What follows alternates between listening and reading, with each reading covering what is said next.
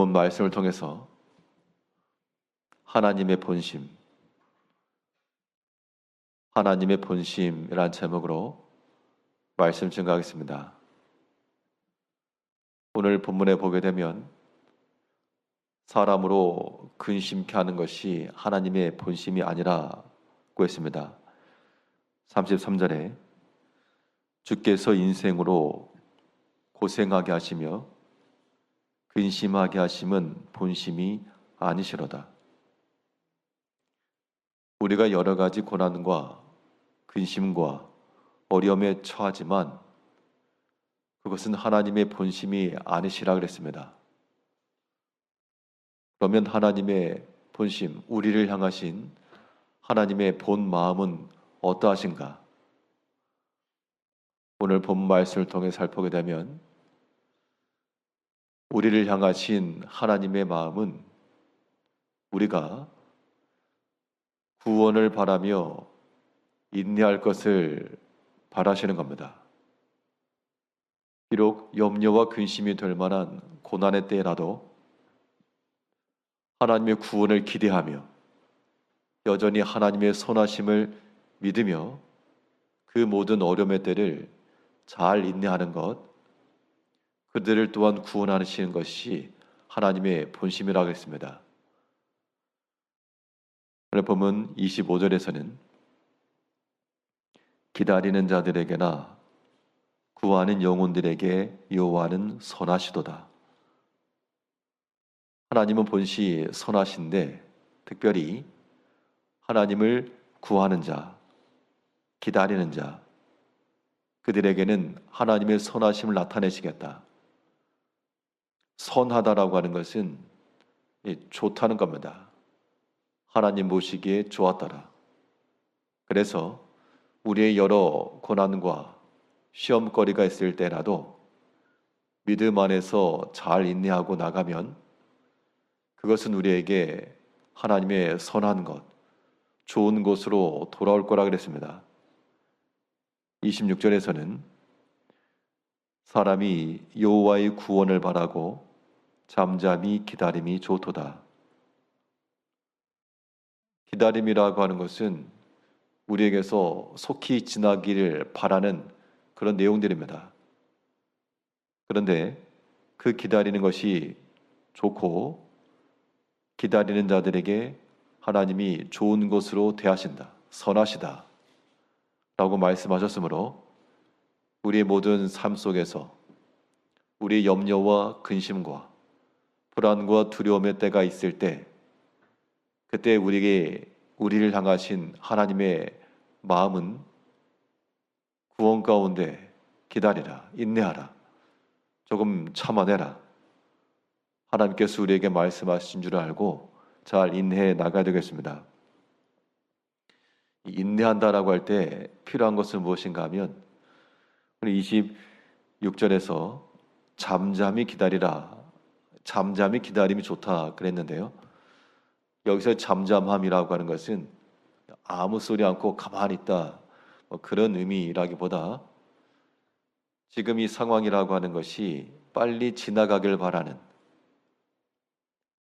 견디기 어려운 그런 상황이니까 인내하라는 것인데 이러한 때 사람이 원망하지 않고 근심하지 않고 기다리는 것이 필요하다는 겁니다. 39절을 보게 되면 살아있는 사람은 자기 죄들 때문에 벌을 받나니 어찌 원망하랴. 지금 우리가 고난당하고 고생당하는 것이 하나님의 본심이 아니라 너희가 죄악 때문에 이런 일이 발생하였다. 하나님께서도 보면 참 안타깝게 지금 기다리시는 겁니다. 예레미야 예가서가 예루살렘의 멸망에 관한 슬픔의 시이긴 하지만 그 성이 멸망당하는 것이 하나님의 본심도 아니시오, 그 땅이 무너지는 것 하나님이 기뻐하시는 것도 아니라는 겁니다. 하나님은 더 마음 아프시고 너희가 빨리 낫길 바라고 그런 마음을 가지시는 거기 때문에 잠잠히 기다리라 할 때 이 잠잠함이라고 하는 것은 하나님 앞에서 원망함 없이, 원망하지 않고 그 상황 속에서라도 하나님 앞에 감사할 줄 알며 기다려야 할 것을 우리에게 명하신 겁니다. 우리 모든 성도님들 삶 속에서 우리 여러 가지 어려움 때는 반드시 있을 것이지만 하나님 앞에 잠잠히 기다리는 자, 기다리고 구하는 자, 그들에게 하나님은 선하시며 좋은 곳으로 응대하실 것을 믿고 잠잠히 원망함 없이 여전히 감사하며 인내의 때를 지나야 되겠습니다. 그 인내라고 하는 것은 우리가 짊어질 짐인데 이 짐을 짊어지는 것, 멍에를 지는 것도 유익하고 소망이 있다라고 하셨습니다. 27절에 사람은 젊었을 때 멍에를 매는 것이 좋으니 혼자 앉아서 잠잠할 것은 주께서 그것을 그에게 메우셨습니다. 우리가 빨리 지나길 바라는 이 어려움의 때, 고난과 아픔, 하나님께서 우리에게 메우신 또한 멍에라라고 생각을 하시고 그 멍에라고 하는 것이 수고스럽지만 그것을 통해서 얻는 유익이 또 많다는 겁니다. 이제 우리는 하나님을 믿는 백성들이므로 하나님의 구원하심을 항상 기대하면서 인내하는 마음을 가지고 나가는 것, 이것이 우리를 향하신 하나님의 본 마음이라고 하는 것을 기억해야 되겠습니다. 또 우리를 향하신 하나님의 본심이 어떠하신가? 오늘 본문 속에서는 소망 중에 회개할 것을 명하셨습니다. 사람이 고난을 당하는 것이 만일 그의 범죄함과 하나님의 말씀을 어긴 것 때문이라 그러면 당장에 회개하고 돌이켜라. 그것이 하나님의 본 마음이라는 겁니다. 29절에서는 그대의 입을 땅에 티끌에 댈지어다. 혹시 소망이 있을지로다. 입을 땅에 티끌에 댄다라고 하는 것은 엎드리는 겁니다. 티끌과 재에 앉아 엎드려 그 입으로 하나님 앞에 범죄함을 고백하고 회개하고 그러면 소망이 있을지로다. 혹 소망이 있을지로다.